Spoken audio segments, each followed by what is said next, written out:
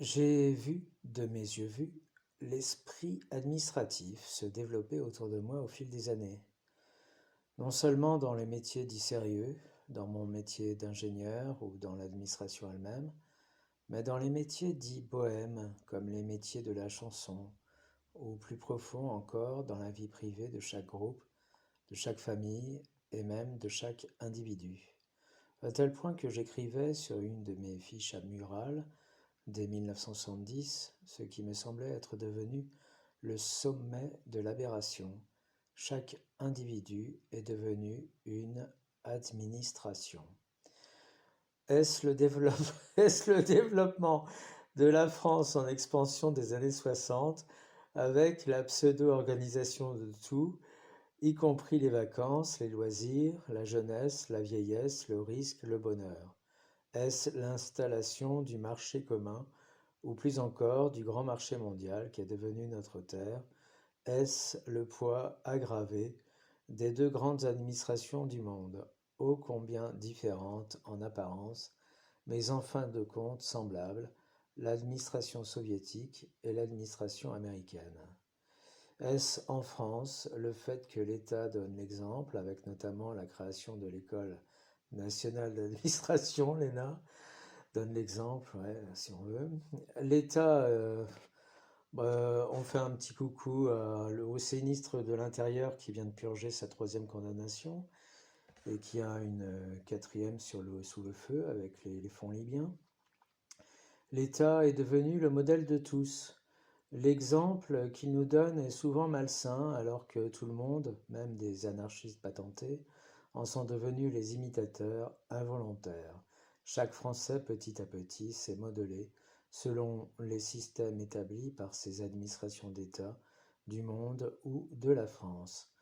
Est-ce que, comme certains le disent, cet état d'esprit s'est développé parce qu'il n'y avait plus de guerre dans notre monde occidental depuis 1945, que chacun s'installant dans des systèmes de corporation, d'habitude sclérosés, sans le bouleversement meurtrier, mais éclairant, provoqué par une guerre, ce que j'appelle les pantoufles de fer, ont petit à petit chaussé chaque individu.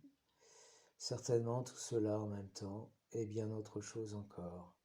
Moi-même, qui avais souhaité échapper à l'administration, style ponts et chaussées, et devenir bohème grâce à la chanson, je me suis trouvé rapidement échaudé.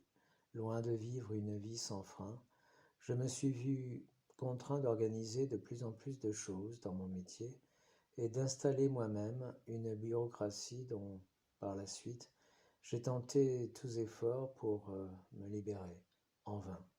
Le cycle infernal m'a remis toujours dans des rails que je ne désirais ni pour mes équipes, ni pour moi. Il y a quelques années, on décidait vite et bien, quand on trouvait à deux une solution convenable. Par la suite, chaque fois que, étant amené à diriger, donc à convenir d'une solution avec tel membre de mon équipe musicale ou de production, je proposais une solution. C'était d'abord, je vais aller consulter les autres, ce qui peut paraître normal.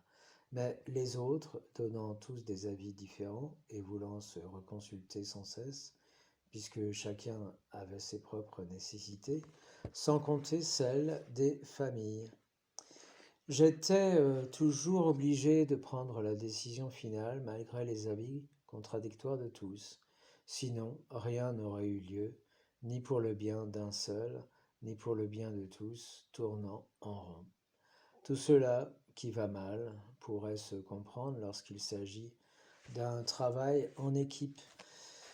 Mais lorsqu'un célibataire de 59 ans, veuf, solitaire, que j'avais engagé en 75 pour garder la maison, trouvait à chaque solution proposée pour son bien la réponse «je vais consulter», alors qu'il était tout seul, loin de tout groupe d'amis ou de parents, je me suis mis vraiment à rire.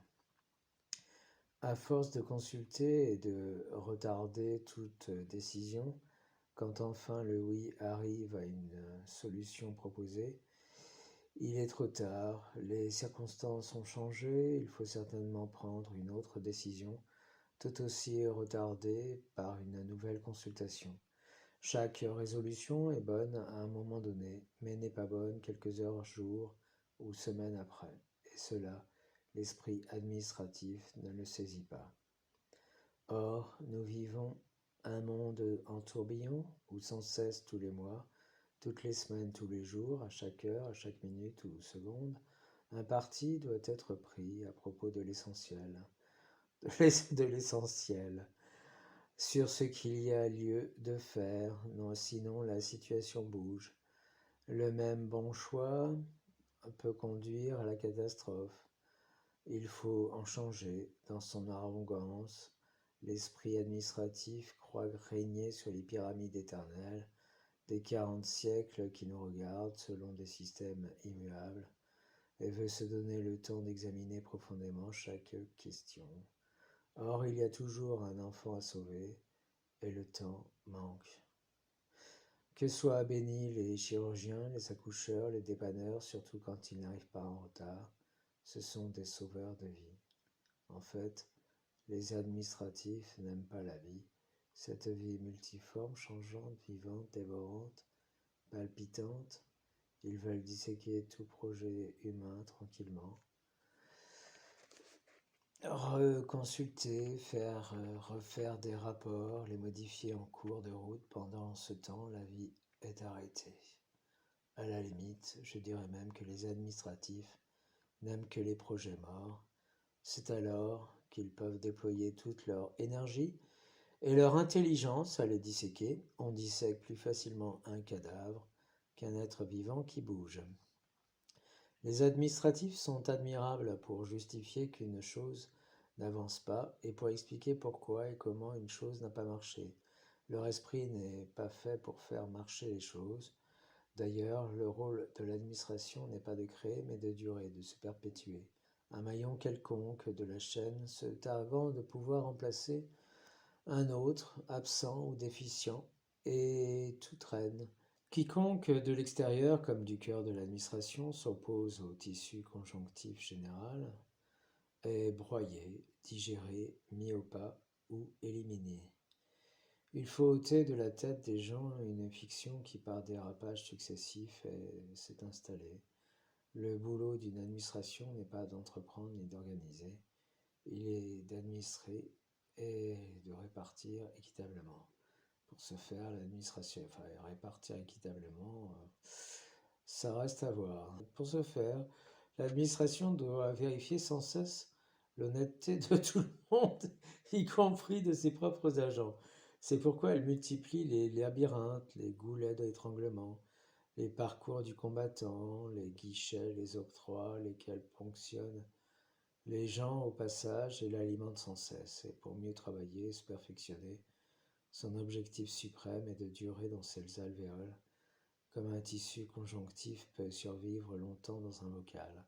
Mais le tissu conjonctif a voulu devenir cerveau, car l'administration a voulu amplifier son rôle déjà important et se mettre à créer. Comment? En devenant la maman universelle, le ventre d'accueil des spermatozoïdes déconnants que sont pour elle les administrés. Or, elle ne sait pas créer et en général n'arrive à démarrer que des fœtus mal conformés. Elle a trop de problèmes psychologiques. Schizophrène, écartelée entre sa recherche de la perfection chez les autres et le fait qu'elle se sache elle-même imparfaite, paranoïaque, gonflée comme une outre des richesses spirituelles et matérielles que lui apportent les autres et qu'elle s'imagine au contraire leur octroyer, elle est devenue, l'administration, une pseudo-maman abusive et castratrice. Oh, bah alors là, j'applaudis.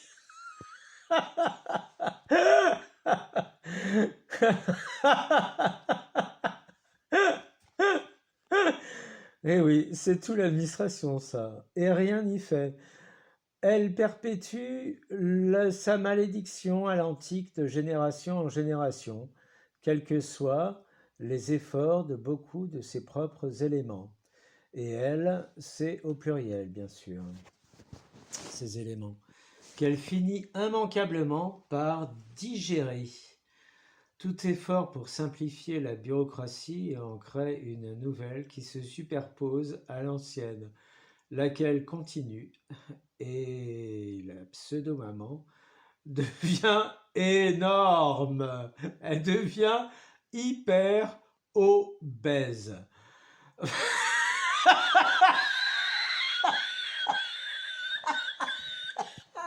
Non, non, non, non, elle baisse pas, elle devient obèse. Elle- elle-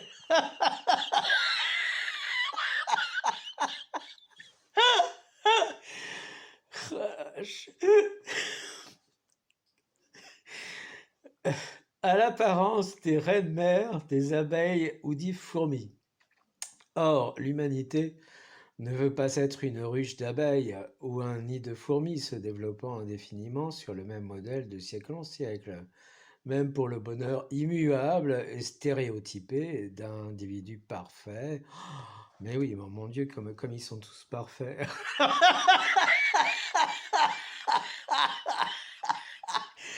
Oh la vache, la perfection comme ça, j'en veux pas. Hein. Copie conforme, ouais, d'accord. L'humanité veut progresser vers la création nouvelle, c'est-à-dire vers Dieu. J'ai écrit en 1978 sur une des personnalités administratives les plus remarquables de la télévision, que j'ai été amené à croiser pendant une vingtaine d'années. Un texte qui s'intitule « Le bloqueur professionnel ». Chaque fois qu'une décision saine pouvait être prise, économique, rapide, avec les hommes qu'il fallait pour la réaliser, ces retards continuels faisaient que les hommes et les femmes compétents s'échappaient dans toutes les directions. Si le projet était finalement admis, il était réalisé à la mauvaise date et pas avec les personnes qu'il fallait. Il réussira avec la complicité des administrations qui ont persécuté le premier, d'où la généralisation du plagiat, lequel devient aujourd'hui l'art suprême de nos sociétés. Que l'esprit administratif se développe dans les administrations, quoi de plus naturel, mais que cet esprit malin se développe dans les familles, dans les écoles, dans les petits groupes, dans chaque individu, cela devient très grave. Les gens ont perdu l'habitude de dire oui à ce qu'ils ressentent comme joli ou beau. Et ils sont devenus méfiants pour ne pas contrarier l'autre ou aller contre ce qu'ils croient être le goût général. D'où l'inanité des sondages, leur force principale étant le bourrage de crâne. Le français n'aime pas s'organiser en grande masse, mais par petits groupes ou tout seul. C'est ça. C'est comme ça qu'il est heureux, et c'est comme ça que tout peut fonctionner. Il ne s'agit pas de race, mais de géophysique. La configuration d'une région, sa météorologie, sa faune, sa flore est plus profonde. Les forces telluriques de l'écorce terrestre agissent sur la personnalité de ses habitants et modèlent leur comportement. Qu'on ne se méprenne pas à mon sujet, ma formation malheureusement ou heureusement sérieuse fait que j'ai depuis toujours tendance à vouloir tout organiser, tout mettre en fiche, en plan, même mes chansons. Dans ma maison qui marie le loisir et le travail, le sommeil et les bureaux, il y a quantité de plans d'instruction, de pense-bêtes, de fichiers. Mais je n'ai commencé à vraiment réussir ma vie que lorsque j'ai compris qu'il fallait absolument n'organiser que l'organisable et laisser hasardeux le hasard.